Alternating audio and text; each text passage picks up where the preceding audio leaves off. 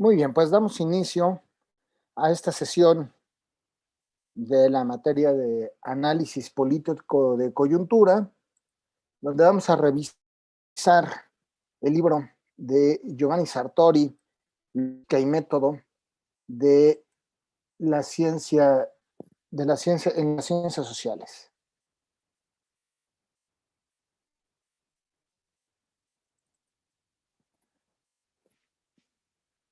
Bien.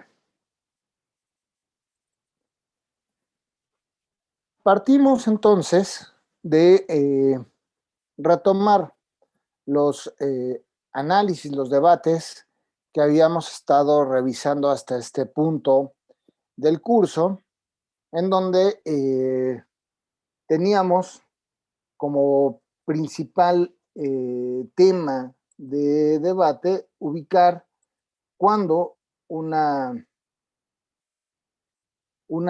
disciplina, un campo de conocimiento puede ser considerado como una ciencia. Y bueno, pues habíamos visto, ¿no?, que una ciencia, un campo de conocimiento, una disciplina, es considerada una ciencia cuando cumple con los cánones establecidos en el proceso del desarrollo del conocimiento científico, cuando la investigación que realiza cumple con estos estándares, con estos cánones, ¿no? Es decir, hay un apego al uso, a la utilización, a la investigación con los procedimientos del método científico. Así también veíamos, ¿no?, que una disciplina, una ciencia es considerada ciencia cuando también hay una búsqueda, podríamos llamarle una pretensión en el sentido de algo que se trata de alcanzar, de lograr el conocimiento de esto que denominamos la verdad, ¿no? O sea, acercarnos a la realidad, y como bien dice Sartori, el conocimiento científico atiende cuanto puede y como mejor puede justo a esa búsqueda, a esa exploración de la verdad, ¿no?, que ya veíamos con Kuhn. La verdad científica, pues es una verdad que permite explicar la realidad, que permite hacer explicaciones de los fenómenos, eh, de los fenómenos que rodean o de los fenómenos que se estudian, pues que rodean al ser humano, que estudia las ciencias. Y veíamos en ese sentido que nos decía Kuhn, ¿no?, cuando alcanzamos algún grado de verdad científica, es decir, cuando tenemos alguna explicación que es suficientemente plausible para justo, ¿no?, describir e incluso anticipar, prescribir los fenómenos que se están observando, decía Kuhn, es cuando nosotros construimos esto que denominamos un paradigma, ¿no?, una verdad científica que estará ahí para ser puesta a prueba, ¿no? Es decir, no se trata de una verdad absoluta, sino de una verdad que está sujeta a ser corroborada o, como bien decía Popper, a ser falseable. Y en tanto que la explicación de ese paradigma sigue siendo plausible, sigue dándonos elementos para explicar la realidad, se mantiene la vigencia de ese paradigma hasta, ¿no?, decía Kuhn, que se falsee, por ejemplo, es decir, que se encuentren aquellas deficiencias del paradigma y además otro paradigma lo sustituya, y de esta manera, ¿no?, se van produciendo las revoluciones científicas. Bueno, y en ese sentido también hemos visto que en buena medida el objetivo del conocimiento científico o el proceso de desarrollar conocimiento científico tiene que ver con ir encontrando en el estudio de los fenómenos que se traten, relaciones causales, ¿no? Y por eso, de nuevo, otra vez, Sartori entender cuanto puede y como mejor puede, justamente a estas relaciones causales. Entender cuándo sucede un fenómeno, ¿no? Es la consecuencia de la existencia de fenómenos, ¿no? Es decir, hay algunos fenómenos que son producto de la conjugación de varios fenómenos previos, ¿no? Decíamos, o de esto que denominamos las variables independientes, ¿no? Algo que sucede y que genera un efecto pues, posterior, ¿no? Y que habíamos visto, ¿no? La construcción de hipótesis, pues responde en buena medida a estas relaciones causales, ¿no? Es decir, tratamos de eh, encontrar los elementos que, que describen, ¿no? Los elementos que van a generar una causa, digo, un efecto, y esos elementos que, que van a generar un efecto, pues es lo que denominamos estas variables independientes o estas variables causales, ¿no? La causa, y lo que hacemos en la ciencia, en las ciencias en general es que vamos a tratar de describir la realidad, no solo describir la realidad, pero eso es una parte, y en esa descripción ir identificando los elementos que confluyen para que suceda un fenómeno. Y eso nos permite establecer estas relaciones causa-efecto. Y como bien dice Sartori, ¿no? Lo que tenemos en el conocimiento científico, pues es tratar de acercarnos lo mejor y lo más que se pueda a tratar de dar estas explicaciones causales, ¿no? Y estas relaciones causales, decíamos también, son la base del proceso de investigación, ¿no? Cuando nos planteamos una investigación, lo que hacemos es que identificamos un problema y tratamos de encontrar la explicación de ese fenómeno, de ese problema, y aventuramos, decíamos, una, eh, una respuesta previa, ¿no? Decíamos una conjetura, aventuramos una hipótesis para tratar de explicarnos eso que queremos, eso que estamos cuestionándonos. Y el trabajo de nuestra investigación será justamente identificar estas relaciones causales. Así entonces, lo que tenemos es, digamos, este primer acercamiento. Pero luego nos va a plantear Sartori una primera gran problematización sobre estas relaciones causales. Y es que, si bien habíamos señalado que encontrábamos dos grandes clasificaciones de conocimiento científico, es decir, las ciencias fácticas, las ciencias que estudian hechos, y las ciencias formales, las ciencias que estudian ideas, ¿no? Digamos, teníamos estas grandes clasificaciones, pero también tenemos dentro de las ciencias fácticas esta clasificación entre los fenómenos naturales y los fenómenos sociales, ¿no? Es decir, las ciencias que estudian los fenómenos de la naturaleza y las ciencias que estudian los fenómenos sociales. Y aquí Sartori nos va a plantear una primer problematización importante para reflexionar, ¿no? Cómo se hace ciencia en, pues, en las ciencias sociales. Y es que en las ciencias naturales, las relaciones causales son una condición necesaria y suficiente para explicar los fenómenos naturales. Decíamos que lo que importa en las ciencias, naturales, bueno, en las ciencias en general, planteémoslo así, primero en las ciencias en general era tratar de dar estas explicaciones que nos permitieran prever los acontecimientos, ¿no? Explicaciones prescriptivas de los fenómenos, de tal manera que las relaciones causales nos permiten justamente ese trabajo de prescripción, es decir, poder tener una certeza anticipada del efecto. Sabemos que si se reúnen una serie de factores, se va a generar un efecto, ¿no? Y en este sentido, los fenómenos en en las ciencias naturales, perdón, en el estudio de los fenómenos naturales, esta relación causa-efecto es una condición necesaria y es una condición que es suficiente para señalar cuando un conocimiento se está apegando a estos cánones para poder establecer que es un conocimiento de carácter científico. Por eso dice Sartori, en las ciencias naturales lo que tenemos es que la relación causal es necesaria. Y con eso es suficiente para poder decir que un conocimiento es científico.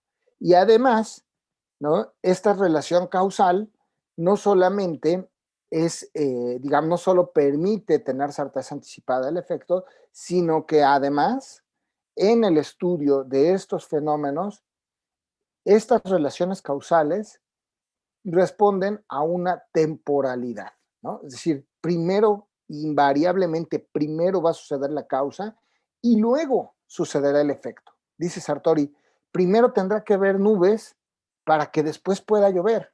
No puede suceder al revés, no puede llover y luego venirse las nubes, ¿no? Es una relación causal y temporal, ¿no? Entonces, en las ciencias naturales lo que tenemos es el estudio de estos fenómenos en estas condiciones causales y temporales. La causa siempre va primero que el efecto y en el estudio de la relación causal, con eso, ¿no? Las ciencias naturales establecen o se dan, digamos, por identificadas como ciencias y por eso, dice Sartori, son una condición necesaria y suficiente para determinar cuando estamos frente a una ciencia que está cumpliendo con estos cánones eh, que decíamos anteriormente, ¿no?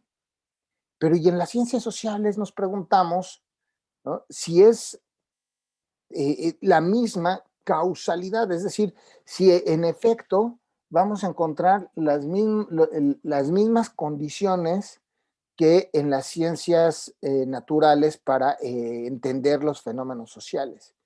Y aquí Sartori nos va a plantear pues una primer gran respuesta y que a la vez es la pregunta que podemos desatar para esta reflexión. Y es que dice Sartori, bueno, es que a diferencia de las ciencias naturales, las ciencias sociales son mucho más complejas. Es mucho más difícil hacer investigación en ciencias sociales. Las condiciones causales no son una condición necesaria y suficiente y no necesariamente las relaciones causales van a responder a secuencias temporales. Pero lo que nos va a decir Sartori es que sí, la causalidad es una condición necesaria para plantearnos la investigación en ciencias sociales, para a partir de esta relación causal tener un punto de inicio en el proceso de investigación. Pues una condición necesaria, pero no es suficiente. En ciencias sociales, dice Sartori, lo que tenemos es que nuestro objeto de estudio, pues es el ser humano, ¿no? Y el ser humano es un ser que adquiere conocimientos sobre sus propios comportamientos. Y al poder tener conocimiento de sus propios conocimientos, puede anticipar que sucedan fenómenos. Entonces, es posible que nos encontremos ante comportamientos de los seres humanos que no respondan a estas causalidades de manera directa porque conocen los efectos y entonces pueden buscar la manera de evitar los efectos. O al revés, porque conocen los efectos, potencian sus comportamientos y aceleran que suceda, ¿no?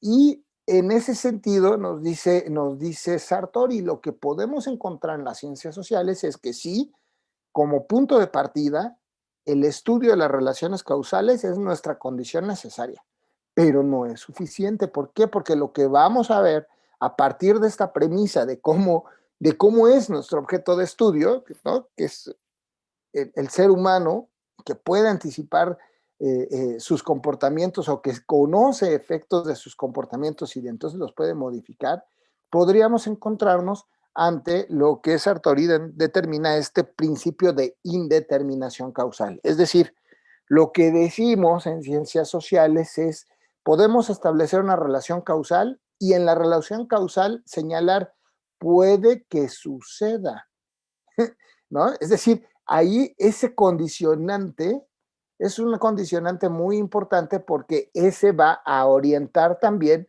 el método o la metodología, pues, que vamos a utilizar, ¿no? Por ejemplo, si utilizamos metodologías de carácter cuantitativo, en el estudio de las relaciones causales, nuestro, nuestro estudio tendría que señalar que cuantitativamente pueda que suceda algo. Voy a poner un ejemplo, ahora que estamos en tiempos electorales, ¿no? En la tarde, bueno, el día de ayer se celebraron elecciones en México, en los estados de Coahuila y de Hidalgo. Y a nivel internacional hubo elecciones en Bolivia. Que en un estudio demoscópico, es decir, en una encuesta, pues, ¿no? Sobre los comportamientos electorales de los ciudadanos, lo que nos arrojaban las encuestas previo a la elección de Coahuila y de Hidalgo era en el caso de Coahuila, y bueno, en ambos casos, que el partido Morena tenía altas probabilidades de ganar, ¿no? Es decir, las encuestas decían que había una mayor preferencia por los candidatos del partido Morena. Pero otra vez, estamos hablando de una alta probabilidad. ¿Por qué de una alta probabilidad? Porque, como ya decíamos, los seres humanos conocen, tienen información sobre su comportamiento y pueden modificar el resultado de sus comportamientos. Entonces las encuestas que nos están haciendo predicciones, que están proyectando preferencias electorales, sirven para tomar decisiones en el marco de una campaña electoral. Y quienes se saben ganadores o quienes se saben que van perdiendo, toman decisiones en función de esos estudios. Entonces, hay una relación causal, pero que no es suficiente, es decir, que establezcamos preferencias electorales, que se estudien las preferencias electorales, pues no es una condición suficiente para que suceda, porque quienes están observando y están siguiendo el comportamiento del electorado, por ejemplo, ¿no? Pues en el marco de una campaña electoral, pues tendrán o tomarán decisiones que busquen alterar esa proyección de futuro, ¿no? Y entonces lo que tenemos es esto que dice Sartori, pues lo que tenemos son seres, ¿no? Que conocen sus comportamientos y que pueden alterar o anticiparse a ellos y modificarlos. Por eso, en las ciencias sociales, la relación causal es un principio o responde al principio de indeterminación causal, es decir, sabemos que puede suceder algo si es que, ¿no? Hay una serie de condiciones que se van cumpliendo. En ese mismo sentido, ¿no? Cuando estudiamos, por ejemplo, el comportamiento político al interior de los partidos políticos, hay, hay digamos, un grupo de especialistas que se han enfocado a estudiar los procesos de selección interna en los partidos políticos.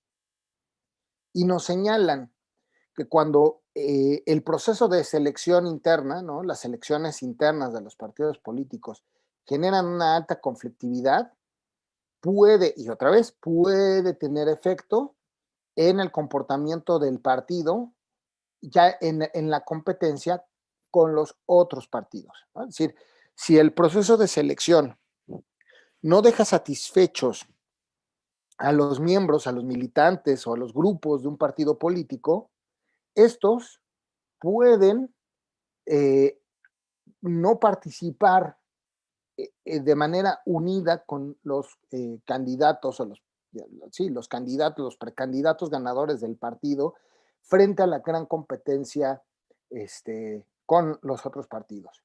Nos señalan incluso puede generarse rupturas al interior de los partidos que genere que los militantes inconformes se unan o busquen a otros partidos para digamos, para ocupar esas candidaturas, ¿no? Y entonces la ruptura interna de un partido político puede generar que pierdan una elección, ¿no? Entonces, aquí hay estudiosos en los partidos políticos que se enfocan a estudiar cómo son los procesos de selección interna y qué resultado tienen para la unión o la unidad partidista en las contiendas más amplias. Y si vemos lo que sucede en Coahuila, es bien interesante porque resulta que justo lo que podemos observar es cómo el partido Morena lleva a cabo sus procesos de selección interna y estos procesos de selección son impugnados por los propios militantes, ¿no? Dejan insatisfechos a los militantes. La resolución de esa disputa por los mecanismos de selección de las candidaturas se termina resolviendo el jueves previo a la elección. Ya cuando no hay campañas electorales, ya cuando la autoridad electoral ya mandó a imprimir las boletas, ya tienen un nombre, ¿no? Es decir, formalmente se tiene que reponer el proceso a unas horas de llevar a cabo la elección en la entidad, ¿no? Entonces, ¿qué tenemos? Que de acuerdo con estas teorías, ¿no? El conflicto interno puede desencadenar que los partidos se vean o lleguen desunidos a la contienda electoral más amplia. Y otra vez, puede, ¿no? Entonces, lo que nos está dando son relaciones causales que son indeterminadas, nos plantean posibilidades causales. Entonces, lo que nosotros hacemos es justamente identificar el factor causa-efecto y en la investigación ir observando cómo se va desarrollando este fenómeno. Y cuando encontramos regularidades en el fenómeno, podemos ir señalando que, en efecto, el conflicto interno de un partido político tiende, y de nuevo tiende, ya no digamos puede, pero digamos tiende a generar que el partido llegue desunido a la contienda electoral, ¿no? Es un principio causal, sí. Si hay desunión en el partido, si hay un conflicto en la designación de los candidatos, puede alterar su desarrollo o su eficiencia electoral. Es una determinación causal, pero indeterminada. No podemos determinar en un 100% que esto suceda. Hay probabilidades, hay tendencias de que esto suceda. Y de nuevo, ¿no? Diría Sartori, ¿por qué puede que no suceda? Bueno, porque las mismas personas que son las que son estudiadas, que tienen esta información, pueden alterar el rumbo de los hechos, pueden intervenir para que eso no suceda o para que suceda, ¿no? Entonces, si los dirigentes de un partido político saben que si su proceso de selección interna está generando conflicto, puede tomar decisiones para evitar que al momento de la contienda electoral el partido llegue desunido, ¿no? Puede alterar esta relación causal, ¿no? Por eso les decía, aquí es muy interesante en ciencias sociales, y por eso dice Sartori, es más difícil estudiar ciencias sociales que ciencias naturales, porque la determinación causal, o por más bien la relación causal, es una relación indeterminada. Sabemos que puede suceder, hay tendencias para que eso suceda, y en ese sentido, ¿no? Tenemos una explicación, pero la explicación puede verse alterada por factores humanos, por el mismo ser humano que estamos estudiando, que puede alterar el resultado porque sabe cómo va a suceder. Y lo mismo nos diría Sartori en las relaciones causales en ciencias sociales, pues podemos encontrar que estas sucedan en sentido inverso en el tiempo, ¿no? Es decir, vamos, por ejemplo, sabemos que, por ejemplo, una fuerte presión inflacionaria sobre la moneda podría generar una devaluación, ¿no? Hay una relación causa-efecto. Si hay una presión inflacionaria sobre una moneda, se puede generar una devaluación. Pero puede que la devaluación suceda antes que la presión inflacionaria. ¿Por qué? Porque, otra vez, los seres humanos saben, ¿no? Tienen conocimiento del fenómeno, pueden anticiparse al fenómeno y entonces, por ejemplo, ante elementos que permitan empezar a señalar que hay presiones inflacionarias, o sea, cuando comienza el proceso de la presión inflacionaria sobre una moneda, los inversionistas pueden anticiparse y sacar, ¿no? O cambiar, digamos, sus inversiones de una moneda a otra y generar una devaluación sin que haya sucedido la presión inflacionaria. Y una vez que generan la devaluación, entonces se desata la presión inflacionaria. Esto que estamos señalando, ¿no? Es el producto justo de lo que Sartori viene señalando sobre la complejidad del estudio de los seres humanos. Porque en las acciones sociales es probable que una causa genere un efecto. Y de nuevo reiteramos, los seres humanos tienen conocimiento y pueden tomar previsiones sobre ello. Y entonces puede que tengamos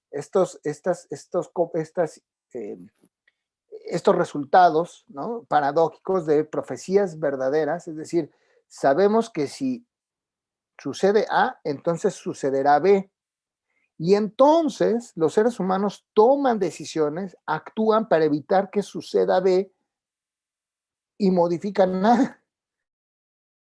Pues la profecía era verdadera. Lo que hicieron los seres humanos para evitar el fenómeno fue actuar en la causa para evitar el efecto. Por eso es aleatorio. Ahí tenemos el fenómeno de las profecías verdaderas, ¿no? Es decir, sabemos que la causa A va a generar un efecto B. Si tenemos esa información, podemos llevar a cabo acciones para evitar que A se cumpla a plenitud y con ello evitar que se cumpla B. Por eso es el ser humano, como tiene conocimiento sobre sí mismo, sobre sus comportamientos, puede actuar para evitar que se cumplan las, los efectos, para que las causas no generen efectos. Y entonces, al actuar sobre las causas, que se generen los efectos. Por eso dice Sartori, es una profecía verdadera. Se autodestruye, la destruye el ser humano porque actúa en la causa para evitar que se genere el efecto. Y por otro lado, también está el fenómeno de las profecías autocumplidas, ¿no? De las profecías creídas. Si sabemos que una causa genera un efecto, lo que puede hacer, ¿no? Digamos, el comportamiento del ser humano es provocar que eso suceda, ¿no? Empujar a, a que ese escenario se cumpla y se manifieste. Por eso dice Sartori, y tendríamos también el fenómeno de las profecías autocumplidas, ¿no? Entonces, si yo conozco, ¿no?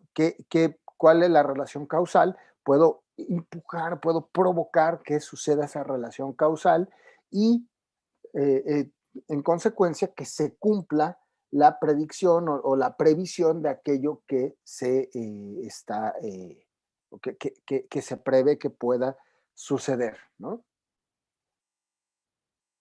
Así nos dice Sartori, lo que tenemos entonces son personas, son seres humanos, son, ¿no? Nuestros sujetos de estudio, pues son sujetos que se mueven, que conocen, que pueden anticipar y que pueden reaccionar incluso a los estímulos del ambiente, ¿no? Es decir, pueden actuar sobre las consecuencias de sus hechos e incluso actuar de manera imprevisible y anómala, ¿no? Hay en las ciencias sociales esto que es muy usado en la ciencia política, que es la teoría de juegos.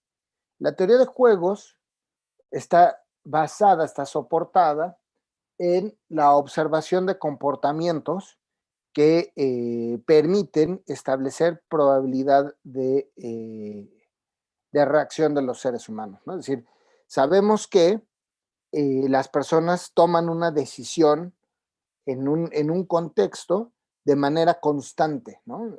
Sabemos que reaccionan siempre de una manera cuando hay un contexto o una serie de estímulos, ¿no? Y eso nos permite prever el resultado del comportamiento, ¿no? Entonces, lo que podemos encontrar en esa previsión del comportamiento de ¿no? Como resultado de un comportamiento constante, o sea, siempre que se estimula de una manera a un actor, va a dar una respuesta X, ¿no? Entonces, por ejemplo, ¿no? Este, quien nos puede servir como, como sujeto de estudio para este caso, pues podría ser el presidente, que todos los días, ¿no? Tiene una conferencia de prensa.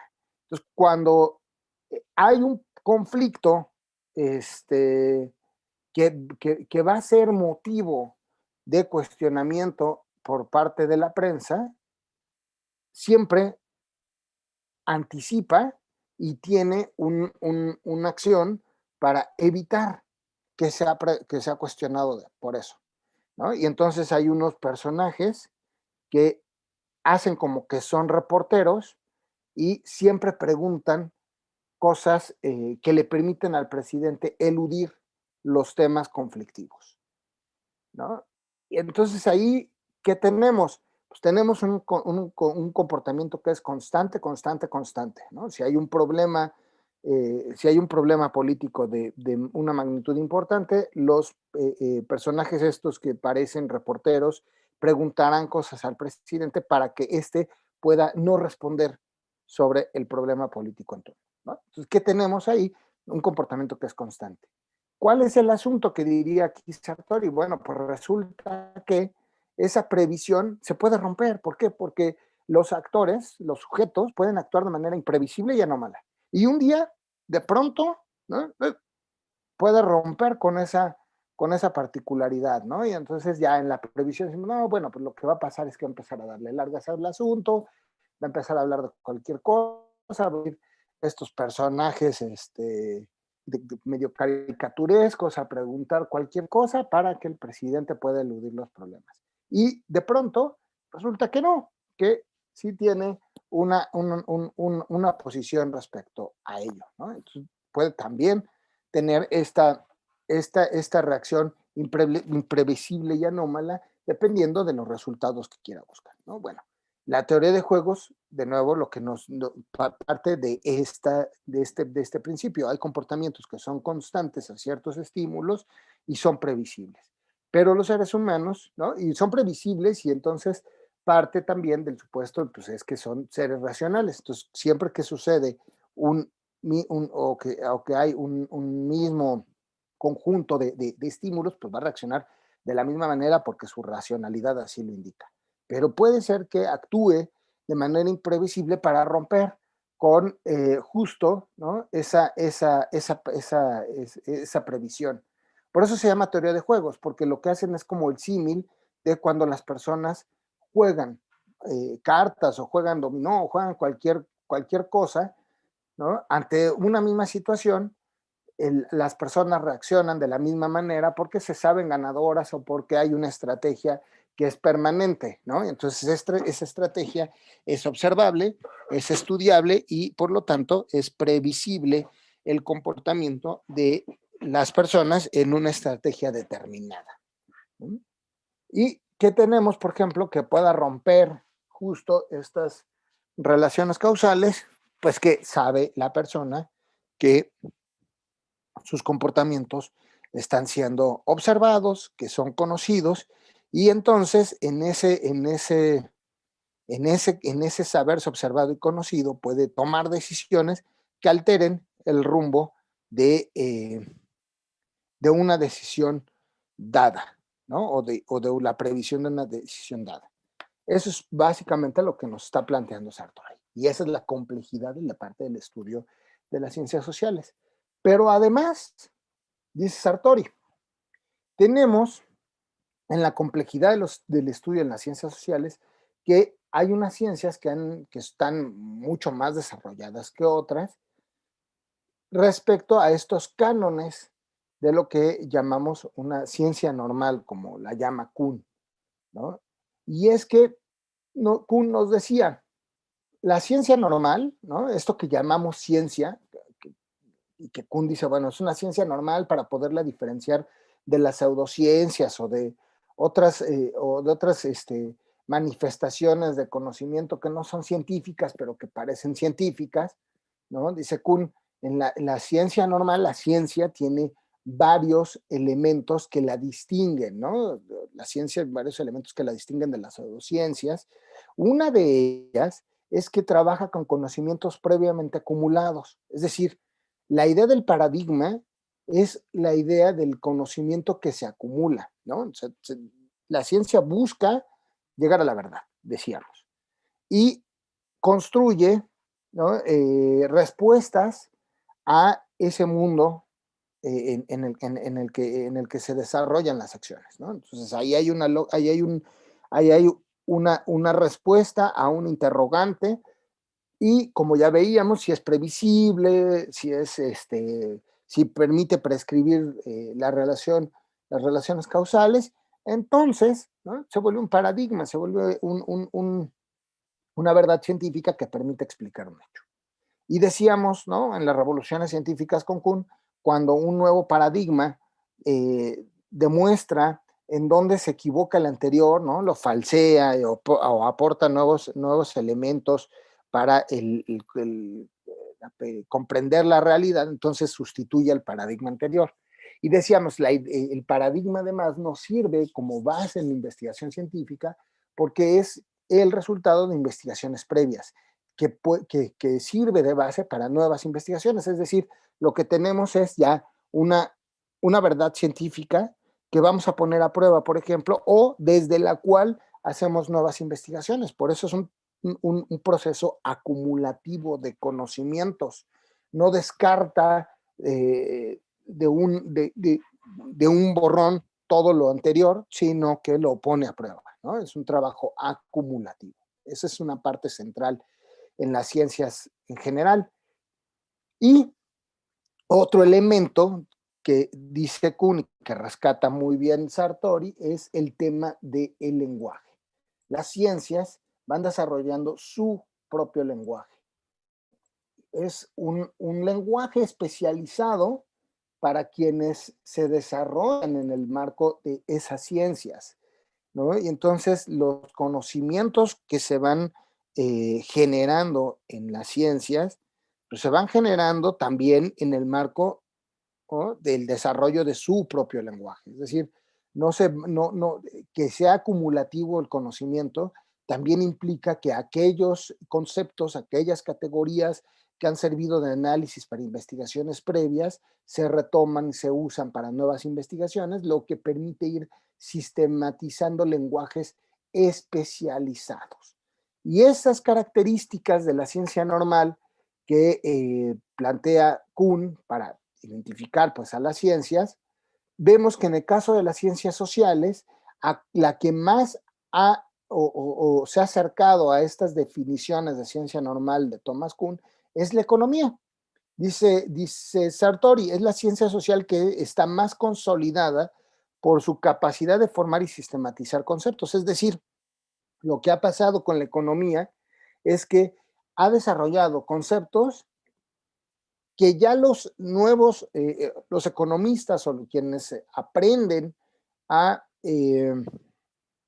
quienes se desenvuelven en estas ciencias ¿no? en la economía, quienes aprenden, pues quienes estudian economía, no cuestionan, ¿no? Y no es porque no sean cuestionables, simplemente porque la capacidad explicativa que tienen sus conceptos son suficientes para seguir acumulando nuevo conocimiento, ¿no? Y entonces ya no hay un debate en la economía sobre conceptos que ya por su sistematización permiten, ¿no? Generar nuevos conocimientos y entonces ya no se vuelven a discutir definiciones como valor, costo, precio, mercado. Esos ya son conceptos que se consideran fundamentales en el, eh, en el estudio de la economía, ¿no? Entonces, por eso dice Sartori, el caso de la economía es muy interesante porque es la que mejor ha logrado consolidar su andamiaje lingüístico, ¿no? Su instrumental lingüístico y con ello seguir construyendo nuevos conocimientos. Y es justo aquí donde vamos a entrar en un punto que es central para comprender cómo se hace investigación en las ciencias sociales. ¿Por qué las ciencias sociales son ciencias? Y es que una parte central del desarrollo, decíamos, de las ciencias es que van desarrollando su propio instrumental lingüístico, ¿no? Van generando, van sistematizando su lenguaje para generar nuevos lenguajes. Y es que aquí hay una relación fundamental entre el lenguaje y el pensamiento, ¿no? Donde lo que sucede en las ciencias sociales, perdón, en las ciencias en general, es que el lenguaje va adquiriendo una especialización que se va distinguiendo de el uso lingüístico ordinario que tienen las palabras, ¿no? Dice Sartori, hay un cierto uso del lenguaje en las ciencias que pone un sello a ese modo de pensar, ¿no? Es decir, la manera en que, nos adentramos al conocimiento de una ciencia va reflejando cómo se va utilizando ese lenguaje especializado que permite transferir conocimiento y que se va a distanciar, por supuesto, digamos, del uso ordinario del lenguaje. En ese sentido, dice muy bien Sartori, que hacemos es que pensamos para comunicar, ¿no? O sea, aquí la relación central es que el lenguaje especializado de las ciencias sociales permite identificar el papel que tiene el lenguaje como instrumental fundamental en las ciencias sociales. Como bien dice Sartori, las respuestas ante la relación entre lenguaje y pensamiento pueden ser, y él sistematiza en 4 grandes respuestas, ¿no? Entre lenguaje y pensamiento, dice, una respuesta es que no existe relación. Y bueno, pues esa tesis es falsa, dice Sartori, porque no pensamos con palabras, pensamos mediante palabras. Es decir, ¿no? Las palabras nos sirven para pensar, a través de ellas es que pensamos. La segunda, ¿no?, tesis, diría Sartori, es que el lenguaje y pensamiento coinciden. Y ahí también diría, pues no es lo mismo el lenguaje y el pensamiento, porque las palabras pueden tener varios significados y en esos varios significados también llevarnos a diversas maneras de pensar un fenómeno o la realidad, ¿no? La tercera tesis, dice Sartori, el lenguaje no es indispensable para el pensamiento, pero es indispensable para comunicar. Y en este sentido, dice Sartori, también hay un error porque no se puede pensar sin palabras. Y las palabras son fundamentales para comunicar a los otros lo que pensamos. Es decir, hay una relación que es intrínseca. A pesar de que el lenguaje no es necesario para el pensamiento, sí es indispensable para comunicarse, ¿no? Así, dice Sartori, lo que tenemos es en la relación entre el lenguaje y el pensamiento es que las palabras son indispensables tanto para comunicar como para pensar, ¿no? Y esta es la parte central en donde el instrumental lingüístico se convierte en la herramienta más poderosa que van desarrollando las ciencias como medio para el desarrollo del conocimiento. Así, las palabras, dice Sartori, sirven tanto para hablar como para pensar. Y por más que el lenguaje no es pensamiento, no existe uno sin otro. Es decir, no hay palabras sin pensamiento, no, lenguaje sin pensamiento y el lenguaje además es fundamental para la transmisión de eso que se conoce, ¿no? Entonces, la importancia del instrumental lingüístico para las ciencias en general y para las ciencias sociales en lo particular nos permiten avanzar entonces en esto que señalábamos. En términos generales, la relación entre lenguaje y pensamiento nos va a llevar a diversos usos lingüísticos de la palabra, es decir, las palabras que son este instrumental lingüístico fundamental nos permiten en primer término, evocar, pensar en los símbolos. Permiten, ¿no?, también ayudar, ¿no?, al proceso de conocimiento para percibir o identificar algo. Entonces, el uso lingüístico, ¿no?, lo que nos permite es, por un lado, hacer una representación descriptiva de la realidad y, por otro lado, también permitirnos anticiparnos a las imágenes que evoca la realidad, ¿no? Y permitir